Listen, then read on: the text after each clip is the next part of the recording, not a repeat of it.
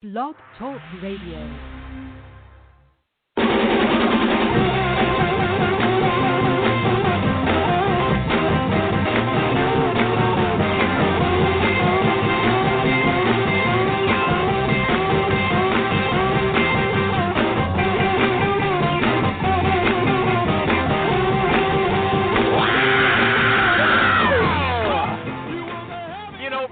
Jerry disagree on everything. So just before I get going, I want to ask him, Jerry, do you like that music? Because I love it. Do you like it, Jerry? You know, I'm going to say I do. It just lets me know that all is well, and it's Wednesday at noon, and we're on the Animal Show. It's comforting. Okay, that doesn't sound like you like it intrinsically. You like it because of what it symbolizes.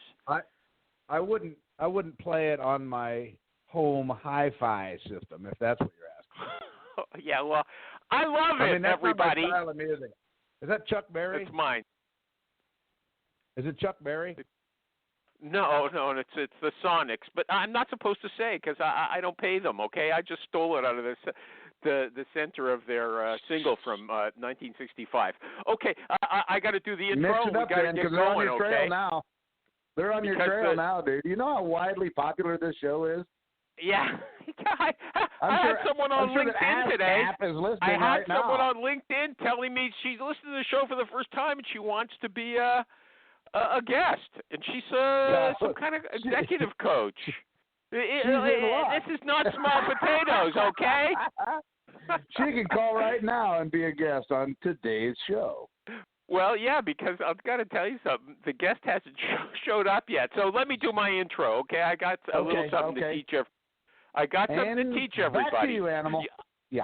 I don't know if you've noticed, Jerry, that not many people seem to do reference checks anymore. If you ask them, they say no. Nobody wants to give them anyway. They're no good. But I got to tell you something. They're stupid. We have, like, the head of state in Canada is the Queen, not the Prime Minister. He's the head of the government. The head of state is the Queen. And so the Queen has a representative here, the Governor General.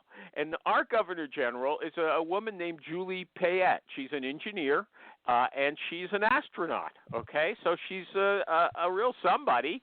But the thing is, when they appointed her, they didn't do any reference checks, and she's been in big trouble everywhere she worked for yelling at people. She's a lousy boss, right? And now we've got the Privy Council is a group of people that advises the Prime Minister, and they're doing an investigation of the Governor General's office. It's absolutely amazing. Okay, and I'm going to read some stuff, okay? The year Payette left the Montreal Science Center, she was appointed to the Canadian Olympic Committee, right? And the COC board spoke to Payette, okay? She was accused of berating a young female employee to the point of tears, okay, at the Summer Olympics in Rio. We've all done that, though. That's the thing. Yeah. But listen to this. She screamed at another employee over having to wait with her son for a vehicle to pick them up at an event they attended privately. Okay, they said it was very hot in Rio and they shouldn't have been left on the sidewalk. She said it was ridiculous and there was lots of pollution, right? And she was accused of threatening to fire an employee during a meeting for not having answers to all her questions. And a former employee at the Canadian Olympic Committee says staff couldn't do anything to make her happy. She would erupt out of nowhere, okay? And this is like the red flags were in her relationship with her employees, her controlling attitude, her resistance to administrative authority. And this was not just at the Canadian Olympic Committee. It was at that science center, the Montreal Science Center before that. But people are just, wowed by her. They think, oh, man, she's an astronaut. She's a lady engineer. Everybody's going to love her. Nobody loves her, okay? And these complaints, we've been hearing about them for ages, and the information was right there. Apparently, the people where she used to work, they were shocked when the Prime Minister said that he was going to make her the Governor General. So, everybody, there you go.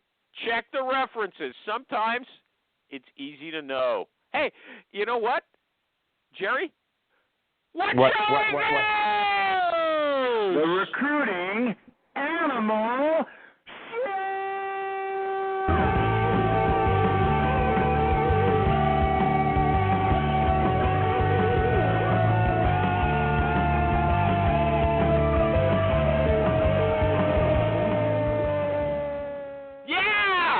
I bet you like that music, Jer, because you suggested it. Loved it. Loved it. That's by a band named Shooting Star, rock and roll band from the 70s and early 80s. It fits great. It works for us. Yeah. Okay. Yeah. Okay. It sure does. I want to thank the sponsors. Okay. Yep. You know what? Yep. I forgot to write my intro.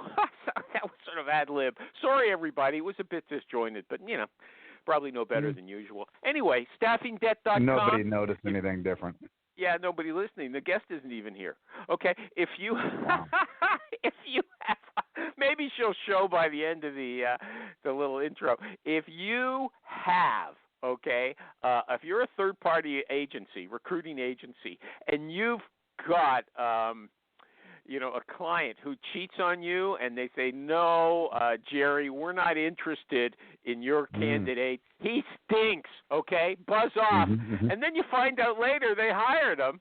Staffingdebt.com. They specialize in collecting fees for recruiters, and their software, backdoorhires.com, that will tell you. I don't know how it works, but that tells you who's cheating you. Okay, so the guest, the CEO there was Wilson Cole. He was a guest a couple of months ago. Everybody liked him. Guy. I did too. Loved him. Okay, yeah. Okay. There's only two kinds of recruiters in this world, Animal. What kinds? Those who have been ripped off and they know it. Those who have been ripped off and they don't know it. So that's the only two kinds. Yes, sir. Thank you, Jerry. Okay. Yeah, Hone it. He'll help you. HONEIT.com. Hone it. HONEIT.com. Jerry came up with an idea very similar to Hone It years and years ago. Very okay. similar. It's the online interview technology. Now it gives you a full transcript of the interview. It gives you video, gives you audio, and it lets you create little clips of the most important questions. So the hiring manager, they can hear exactly what the candidate says in her own words. If she's got some sizzle, Priceless. They're going to know. Yeah, okay. Love Hire it. Tool. I'm going to spell it. Jerry always claims that I don't spell it right. Now, I'm not sure about that. You've solved that. You've been doing well. HIRETUAL, the super duper sourcing tool that everybody loves. Just let me say right now, if you are a super sourcer or a super recruiter, and there's a discussion on Facebook, any group of sourcing tools, everybody loves Hire Tool. And finally, our very good friend at PCRecruiter.net. Marty Snyder's the CEO there, and he says they're the Swiss Army knife of recruiting software because they do everything, and we'll get back to that later. Let me see if the guest showed up. You know what? I guess she forgot. I got to tell you, I canceled her a few times because I screwed up the schedule. I thought I was going to have a medical appointment last week, but I didn't, so I changed her and all kinds of stuff. Anyway. Would it have been a free medical exam or something? Free medicine?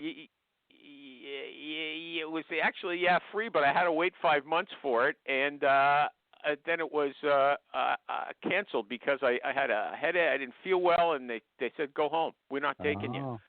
Wow. So it's postponed. Free medicine. If you have a headache and you tell them, they send you away. You can't get. It's a COVID crisis, everybody. In case you're listening to this in the year 2025. You gotta lie. You know what? I don't know how to. I had 3 COVID tests already, negative every time.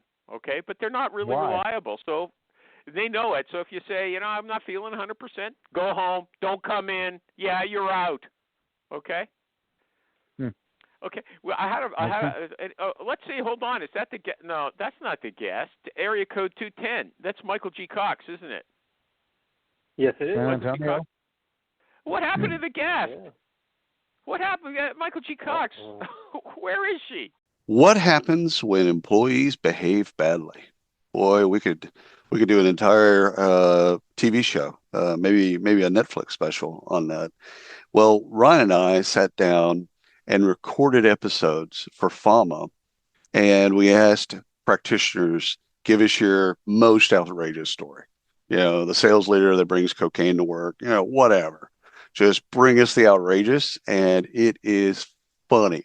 So if you need a laugh, which we all do from time to time, search for Workplace Misconduct wherever you get your podcasts, and you'll find it. And trust me, you will laugh and cry, but you'll definitely laugh.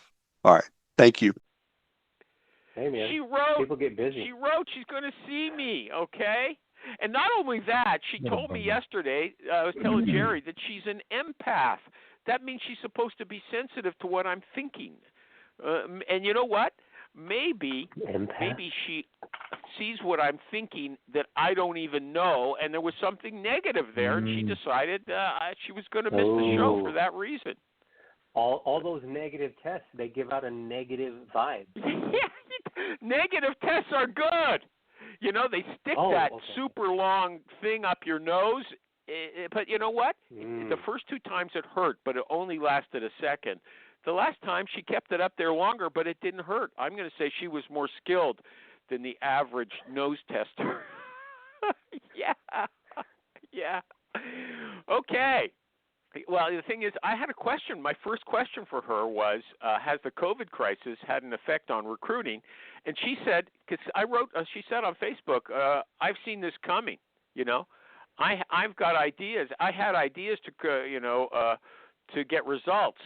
And I wanted to know, how she saw it coming and what that meant. Jerry left already. It's just you and me, MikeRecruiter.com for the time being. Jumped. No, it's just you and me. Hey, if you don't bring just value, you and me. He's a busy man. Yeah, Jerry said. Well, he finally showed up, and he's got a cold. He might have COVID. He was in Las Vegas, and got the Rona. He said he had to wear a mask at the pool in 100-degree weather. But now he's got a cold. So let's hope he's not. Let's hope he's negative too. We know Jerry's a negative guy. Okay. So here, I'll ask the you. guest not here. What was she? She's a sorcerer. I had seen that. Is she like independent? Sorcerer and recruiter. Sorcerer and recruiter. And but recruiter. You know what? I got to tell you, I started doing something new. It's time-consuming, but can be interesting. If someone is active on Facebook, they leave a footprint. So I went through everything she had said on Facebook, and one of the first questions I had based on what she said was, this is my question, do many recruiters have inferior personalities? And the reason I asked that question was somebody said on Facebook, do recruiters need better tools or better training? And she said, I think they need to be better people. The stories I hear from candidates and my own recent transition tells me that for being in a people business, not many of us are very good with people. Would you agree with her, that very negative statement that they have to be better people? Michael G. Cox? I wonder, yeah, sure, we could all be better, but I'm wondering what kind of candidates she speaks with on a regular basis. Because let's face it, we have a slew of entry-level, low, poorly qualified individuals that are coming into recruiting all the time. Maybe less this year, but and those types of individuals are being put on more entry-level type positions. So those candidates that they're speaking with, those individuals that they're speaking with, are probably getting a piss poor experience. Let me interrupt you. Okay, hold on. Before you give us that same lecture that I've heard many times, okay, that there's no barrier, What's that? There's no training, there's lots of losers coming into the business. Look, if anyone listens to the show, they don't have to judge by me, okay?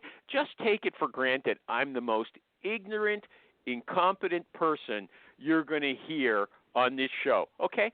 there's lots of nice people, and they all sound pretty okay. Even if you don't think they're, you want them for your best friend, they sound good, okay? And there's there's probably 100 people talk on this show every year. So I don't know where are they coming up with this stuff that every recruiter, there's so many awful people. Okay, I'm not good with people, but I'm not so bad. What do you say to that, Michael G. Cox? And you're talking to 100 people on this show per year. That's a very small, subsect of the recruiting world. So I'm pretty sure you're not going to be speaking to basic entry level recruiters, that are at one of the 200 or 300. Okay, well, let me go on. She also said there's many. Was her or someone else said there's many great. I think she said this. There's many great internal and external recruiters, but for every good one, there's several bad ones. You're agreeing with that, aren't you? You're agreeing with that. For every good one, and I don't know what the ratio is. That sounds like 1 to 4, 1 to 5. Now, that's the same in any industry. Sales, you're going to have 8 terrible, or not terrible, just not the best sales executives, and then you're going to have 2 people that are, pulling a significant amount of the weight. But it's not just sales. It's not just recruiting. Okay, let me just check to see if anywhere. She's not here. Okay, I got a feeling she's not coming. Okay, it could be a short show. Yeah. I don't care. Okay, here's another question. Okay, have you ever taken NLP? I've been tempted, but I've read again and again that it's fake. Okay, but she said she loved it. It really helped her, and lots of salespeople take it. What's your exposure to it? Yeah, I've never taken it. I've never gotten into it. So I don't know very much about it. Sorry. Yeah, but do any sales reps? You play sales reps. He plays sales reps. Everybody, if you want to see his LinkedIn profile, it's MikeRecruiter.com. I made that for him. There you Mike go. Recruiter. I wanted to have Much Recruiter Mike, but he chose Mike Recruiter. Okay, Mike Recruiter. Yeah. He's a sales. Do any recruiters tell you that they have taken NLP? And any were not recruiters, any sales reps, candidates, do they list that, reps. NLP? Yeah. Never Is it common? has it ever come up. No. Oh, okay. I don't hear about it. And lately I've been having a lot of conversations with senior leadership executives in sales, and it never comes up as a requirement. It's one of those things that people are probably going to, if you're going to do it, you're going to do it on your own dime and time. Yeah, but they would list it. Wouldn't they list it? A salesperson list NLP training on his or her resume? Probably, yeah. But you don't see it. Especially, or at least they'd certainly mention it when I say, hey, so outside of hold work, on. Michael G. Cox, doing? Wait a second. Area code 815. That wouldn't be the guest, would it? Area code 815. Who are you? Is that the guest? This is Ernie. Ernie Moreno! You're as good as the guest. Ernie. Yeah, okay. Ernie, well, we're talking about NLP. Are you familiar with NLP? NLP, Neuro-linguistic. Some people might not know what it is. Neuro-linguistic programming. You never heard of it? Oh, no. Never heard of it. Okay, moving on. Isn't it look at animal, just like, hey, this is what you say, like specific words to use to come across as smoother or to have a bit more influence, like trigger words almost? Is that what it is? It's kind of like hypnosis. In fact, it's based on hypnotic suggestion. I don't know. And you also, if a person looks, they're thinking about something, they look in a certain direction, and you can read what they're thinking by the way their eyes move. Let's move on, okay?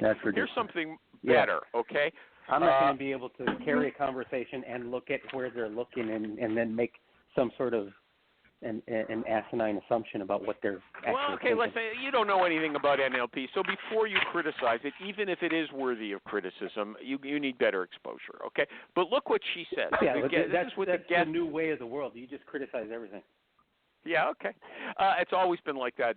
Sorry to tell you, Mike. Okay, look. Okay. See, I was so smart, I looked up all her answers before the show. I don't even have to ask her. I can read her answers.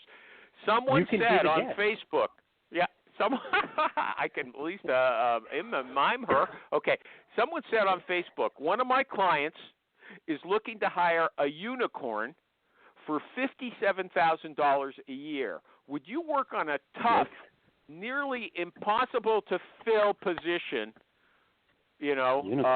for a little commission because it's, this is a percentage of a low salary, or would you say goodbye? Okay. The guest today says it depends how good you are. I can find unicorns quickly and easily. Okay. If you really struggle, then no, move on. I can find unicorns quickly and easily. A unicorn is like something that's impossible to find, isn't it? Is that an outrageous statement? Ernie first. Ernie. If they gave me that assignment, I would say, you know what, 57 is a little too low. I can't do it. If you gave it to me at 100, at 150,000, I'll look. I'll spend some time, but I make no promises. Okay, but, is that 57,000 too low because it's a very tough? What's a unicorn? Michael G. Cox, what is a unicorn? Do you know? It's this majestic beast with a horn in its head. Yeah, no. But what is it in recruiting? It is nothing in recruiting. It's somebody that's highly qualified. Let's just say that. Okay, it's someone that's so qualified. It's like a purple squirrel. Same thing. Really impossible to find. Am I right about that? Okay. Yeah, I think you're right. Okay, so Ernie, are you saying you wouldn't take that search because it's the salary's too low and your commission's going to be too low, or because the salary's too low and it's hard to find? Is it both of them together, or because the commission's too low? I set myself a goal that I have to make at least 15,000 on a search, or 25%, whichever is higher, and that one would take me below my 15,000. So I wouldn't work it. Plus, if in 15,000 you can get at 60K or whatever, you could get supervisors, and those are a lot easier to find and a lot easier to focus my time on than trying to find a purple squirrel for somebody that. Okay. Now, that's pretty interesting. I think that's an important question. What's your lowest? What's the lowest fee that you'll work for? Michael G. Cox, do you have a bottom?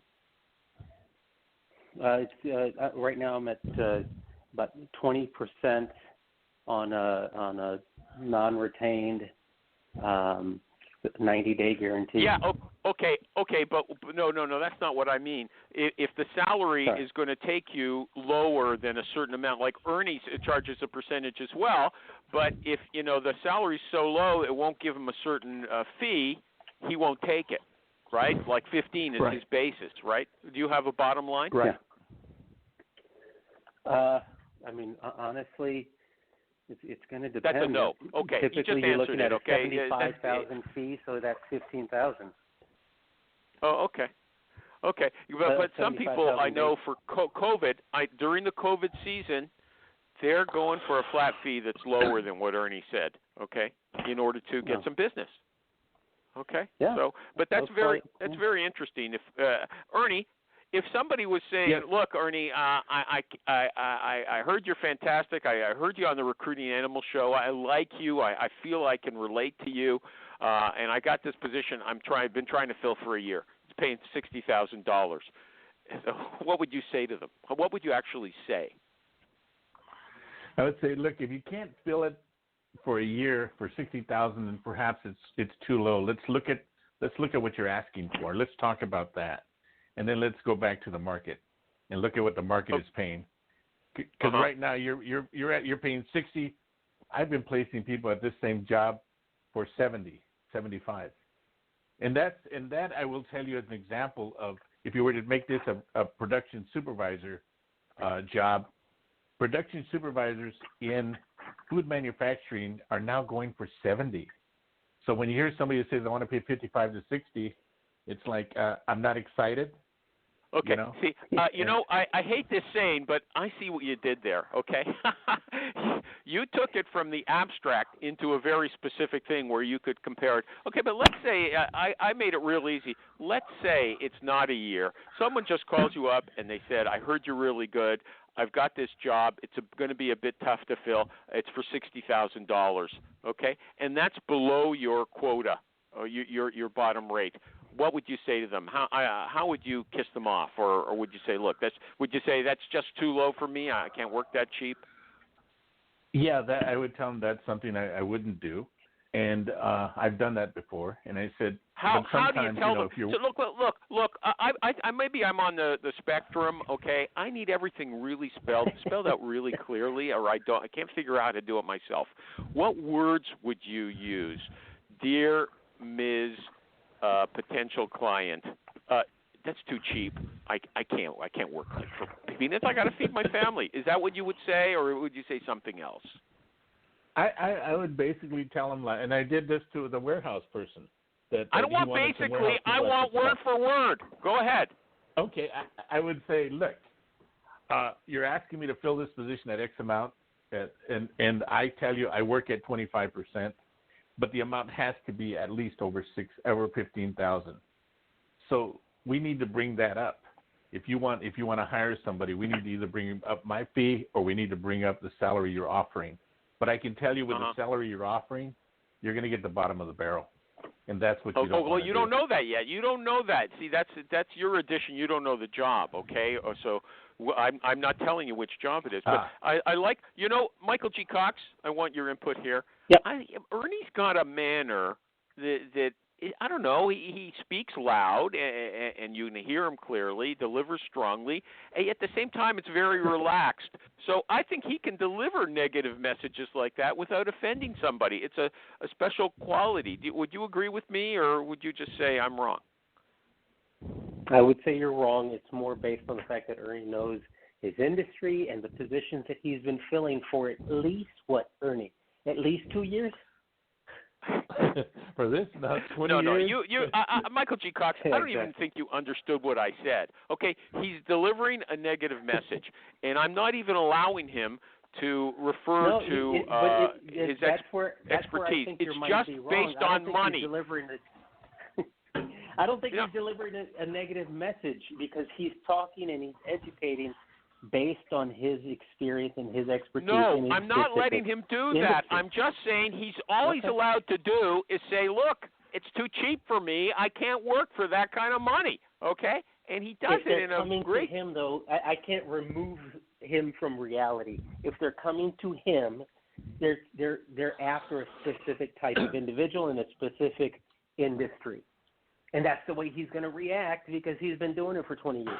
Okay, you're a troublemaker. Okay, I don't like what you just said. I don't like what you just said. Okay, I got to do an ad. Okay, PCRecruiter.net. Marty Snyder, as I said at the beginning, he calls it the Swiss Army knife of recruiting software. And people have told me, you know what, kids don't know what a Swiss Army knife is anymore. It's a knife that's got a fork and a spoon and and a corkscrew. It does everything. It does everything. And it's the same with PC Recruiter. It doesn't matter what kind of recruiting you're in, contract, temp, executive search, direct hire. It's very, very, Michael G. Cox, what's that word? Configurable. Configurable. That means it's customizable. And also, it doesn't matter if you're a kitchen table recruiter like Jerry or if you work for a big company, okay? They're happy to help you. If you don't know how to configure your own software, they'll help you. And what that means, again, is that you can shape the software to suit your own needs, not theirs. PCRecruiter.net. Check it out. Okay, so hey, my guest I just today realized also. I need to take some NLP training so I can have you like what I say. Yeah. Okay. Well, certainly that last one. You're too rooted. You know what? some people I know would say you're too earthbound. Okay, I asked you for something in the abstract. Just imagine you're turning someone down because the fee isn't enough, and you say, "Well, I can't do that." No, I got to put it in the real life context for Ernie. No, you don't. Yeah. Okay. Yeah, I kind of do. Where's your imagination? Okay, yeah, right. You kind of do. Okay. Imagination. Yeah. Okay. Look, here's something else. She answered a question, the guest today. Maybe I should talk in her voice, although I don't know what it's like. I've never heard her. Okay. Although I found out when I was doing my research, she was scolding me in 2011 for how I was running the group. Okay. Dude, you go back, man. You go deep. Yeah, I go back. I go deep. Okay. And anyway, okay. And she said, so she commented yesterday. She said, well, maybe I've changed in 9 years. But actually, you know what? She had a valid criticism then. I won't say no. But I'm going to say, here's to the question. Someone asked on Facebook, has work from home affected recruiting? And Kurt Smith said, it's made people way more productive. He said, I'm getting 2 hours more work done per day because I don't have to commute. And she said the same thing. She said, I agree. I find with many teams that personal needs are significantly reduced and more work actually gets done. Would you agree with that? You used to go into an office, right? And you don't anymore. Am I right, Michael G. Cox? Are you tired of talent and HR podcasts that sound like corporate training videos? Same. Talentless is the no-fluff show about hiring, leadership, culture, and what's actually going on in the world of work. Talentless is a podcast for recruiters by recruiters. Hosted by Desiree Goldie and Ashley King, they're smart, occasionally salty, and never afraid to say what everyone else is thinking. Listen wherever you get your podcasts and subscribe at talentlesspodcast.com.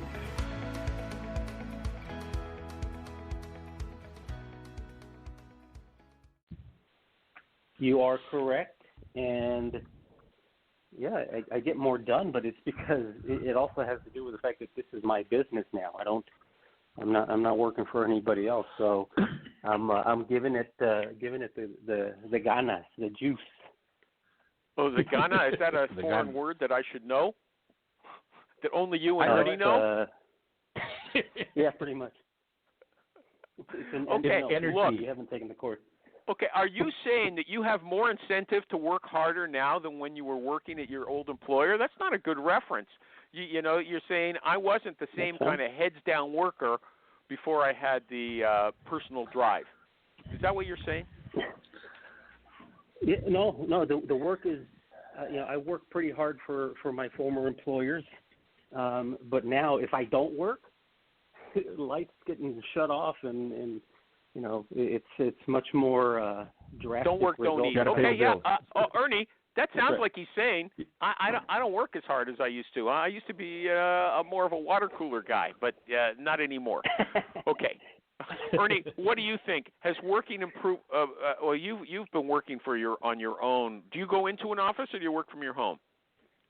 I work from my home. I've never worked for anybody else except myself. I just set up shop here and started from scratch. But when I used to work in an office in HR.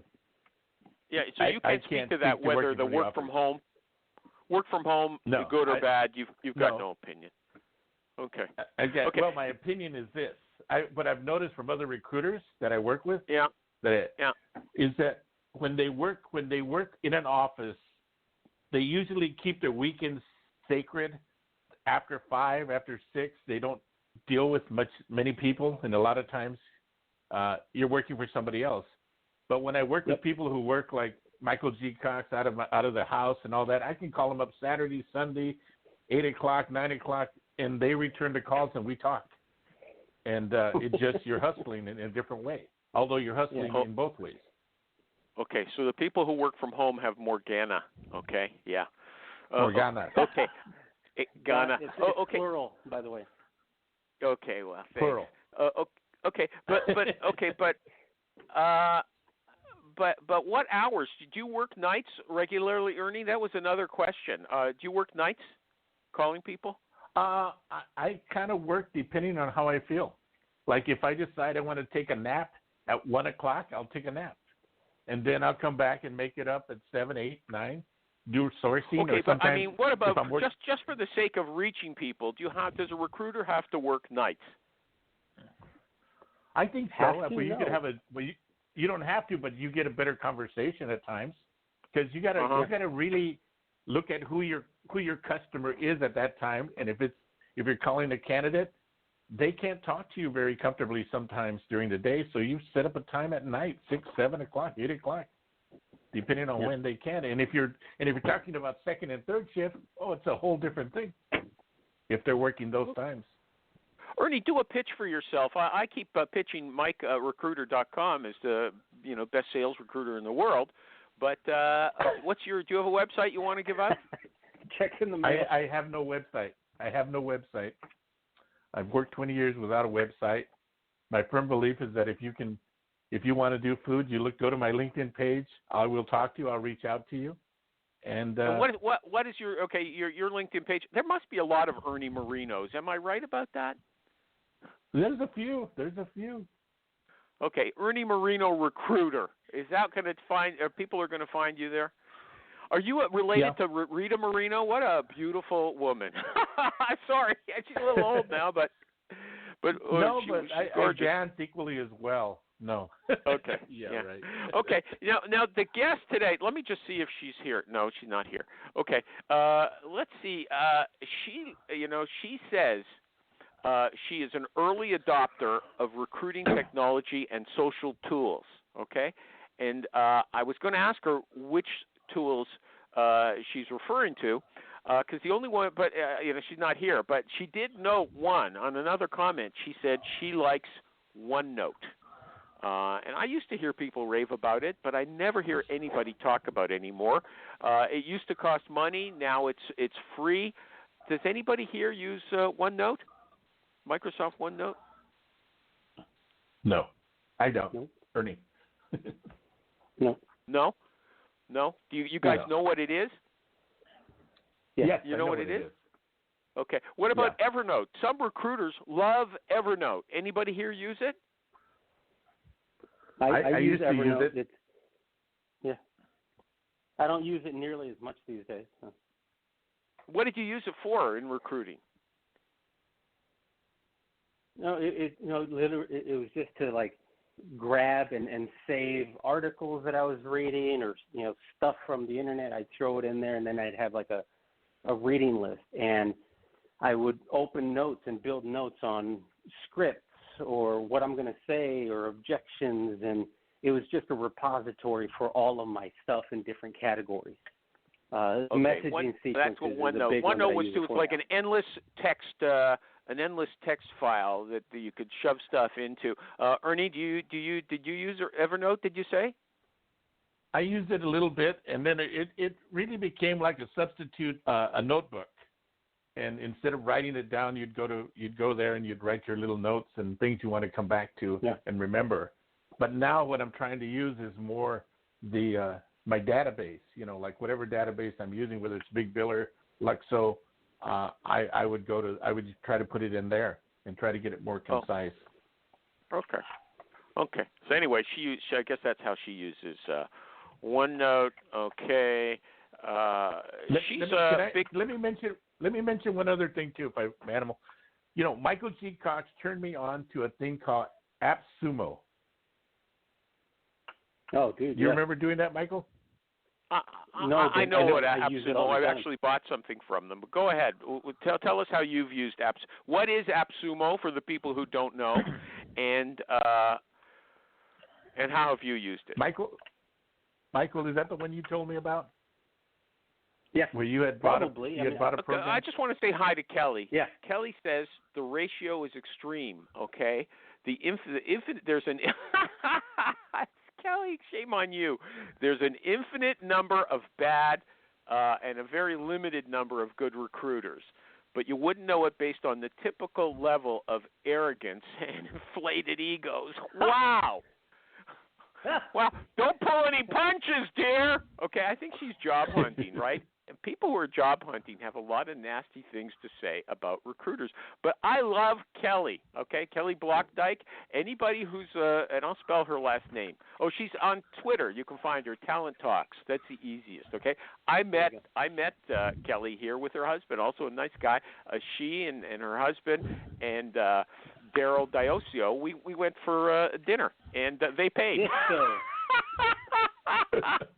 I kind of put my hand toward my pocket and made like I was going to pay, but I stalled a little until they offered. That's awesome. And it was, I think it was Mexican food. It was very good. Nachos. You did a crocodile. Yeah. You did a crocodile. Is that what it's called? Anyway, yeah, I really liked her. I really liked her. I think she's somebody, my gut feel is that, if you want to be happy coming to the office and meet somebody, you'd want to work with someone like Kelly. So there's my endorsement for Talent Talks for HR and awesome. Recruiting. Okay, you were saying something, but you had trouble getting it out, Ernie. You kept referring to Mike about AppSumo. AppSumo sends that if you've got some new kind of software for business, you go to AppSumo and they've got a huge mailing list, and they offer it out at a really good one-time only price. You don't have to pay in a month. They give you a cheap price and some kind of discount. But you know what? They charge a lot of about 30% of sales they take from the software producer. I've seen people complain about that. So what have you guys used AppSumo for? Because I think you can get really good deals from them. Ernie, you first. Yeah. Since you brought it up. Well, I would let Michael go first because he's the one that turned me on to it, and he got a good deal. What'd you get, Michael? Okay, so I got Continually, which is basically, if you go to the website, it's a chat bot. And if you were to buy Continually today, you'd probably have to pay, I don't know, it's like, $30 a month or $40 a month, I don't know. And I just paid one time, it's like $50 or $60, and I've got their service for ever. It's what they call an LTD, or lifetime deal, and I've got a chatbot now. And then like Publer, which is kind of like a what was that? So what was the first? What was the first one called? What was the first name of the first chatbot? Continually. And what's the second one? Because I didn't hear that. You mumbled. Okay. What did you say? Yeah. Publer. What did you say? Publer.io. Publer.io. It's basically an app to schedule all your social media posts. And like a buffer. And then I also got Flixier to do all of my videos. And what is it? Spell it. I'm not getting it. Spell it. Have some respect. Spell it. Sorry. All right. Some of these aren't available anymore, dude. They're only available for no. But at least if you thought they were worthwhile, some people might want to pay full price. I mean, if they're good. Flixier is Flixier, and it's basically a software. It's all of these things are web based to do your video editing, and it makes it super easy. I got Sales Flare, Flare, Sales Flare, which is an awesome, basically sales CRM. And I got that one there, and then I've got I bought Outplay. it too. I bought it. I've never used it, but I bought it for $40 American. Is that what you paid? Yeah, something like 40 or 59. I don't know. Yeah, I got that a few years ago. They came up a few years ago, and I said for $40. I think it was 4 years ago. I'll spring for it. Yeah, do you use it? Yeah. Do you use it? Yeah. It's a Sales Flare, but it's not made specifically for recruiters. Do you find that's a limitation? I know that. What's the other guy? Sales, dude. And sales is pretty much all I do these days anyway. So that's all I use it for. So that's your ATS essentially, your Sales Flare. No, it's my CRM. Okay, so your CRM and your ATS are not combined. I don't really use an ATS, man. Sorry. Where do you store your candidates? Where do and- you store your candidates? Honestly, my cheat is I use Google Suite for email and all that stuff, and part of Google Suite is what do they call it? It's called Keep. Yeah. And I'll create a new note in Keep, like I've got let's say Todd. He's a chief revenue officer, possible for XYZ company.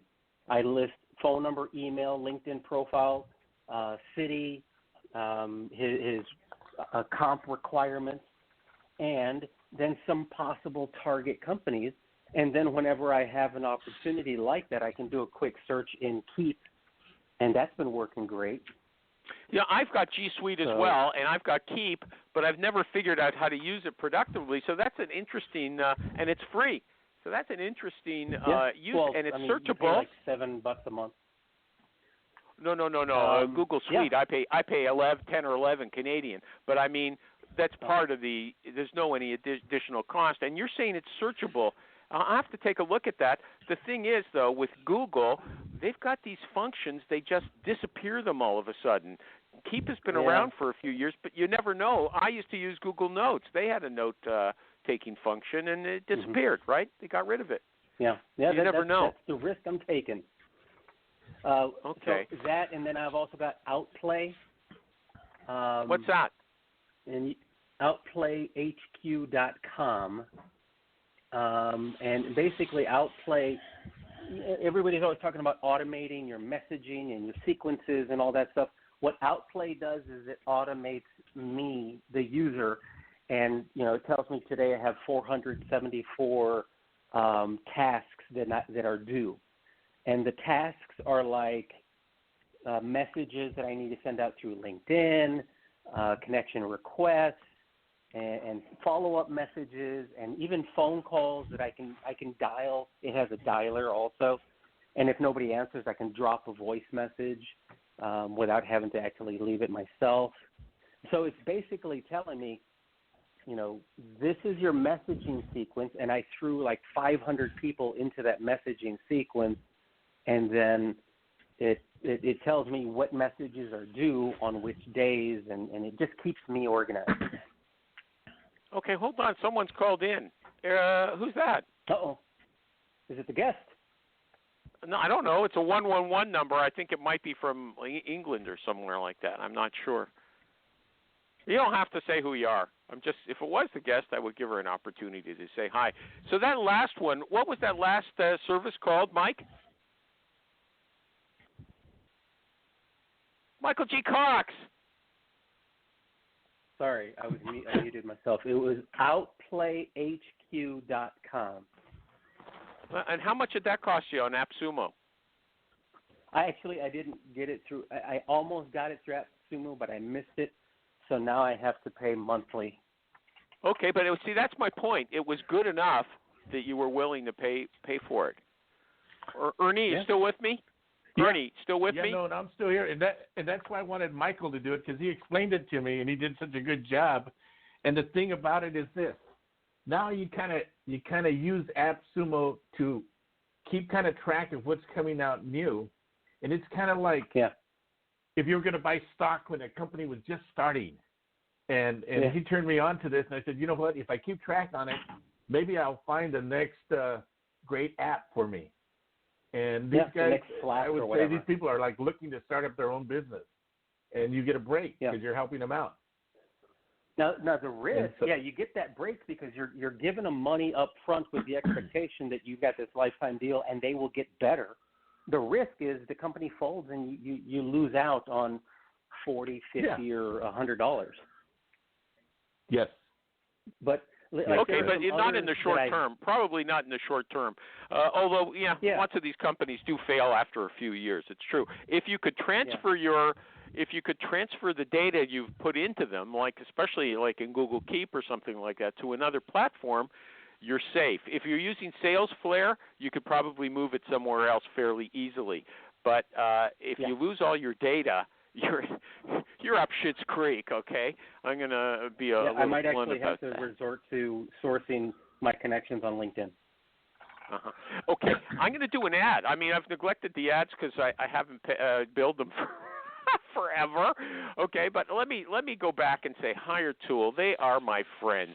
HireTual. They are a super duper sourcing tool, and they've got a free Chrome extension, so you could see how they supply phone numbers and emails, all personal and work-oriented. Not for, there's no service that supplies every bit of contact information, but they're pretty good. So you can check that out there. And then you can check out also their full sourcing suite.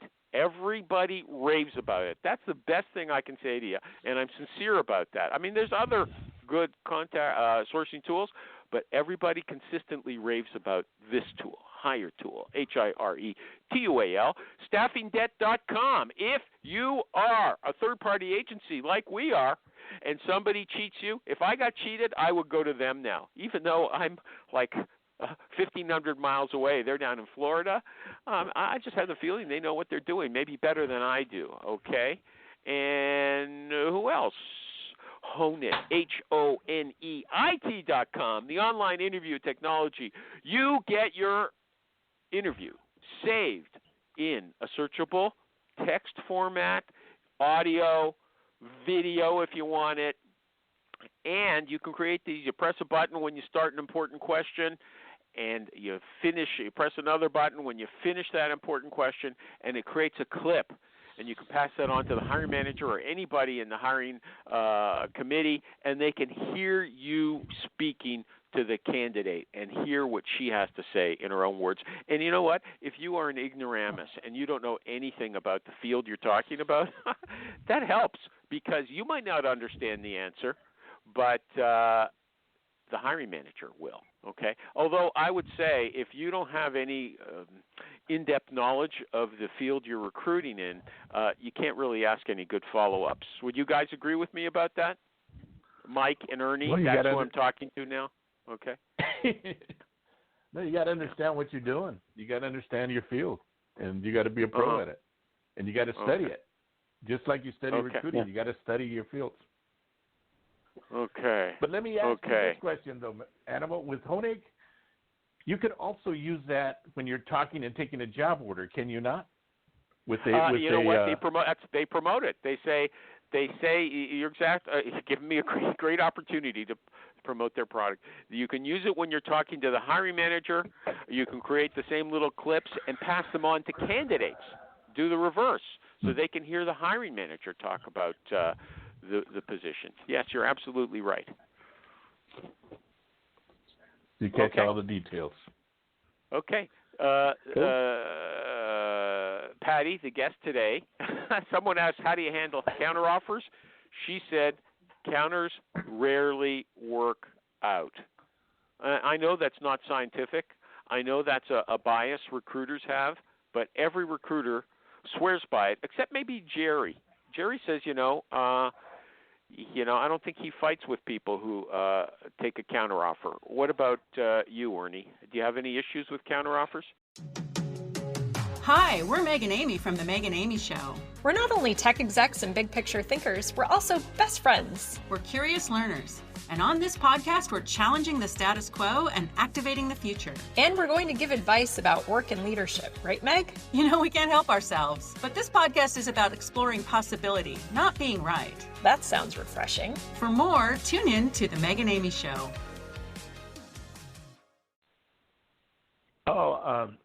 You got to kind of, as you're going along, keep bringing it up, and when you get their salary expectations, you also mention to them that eventually they're going to come back. They're going to come at you with a counteroffer, and you got to remind them.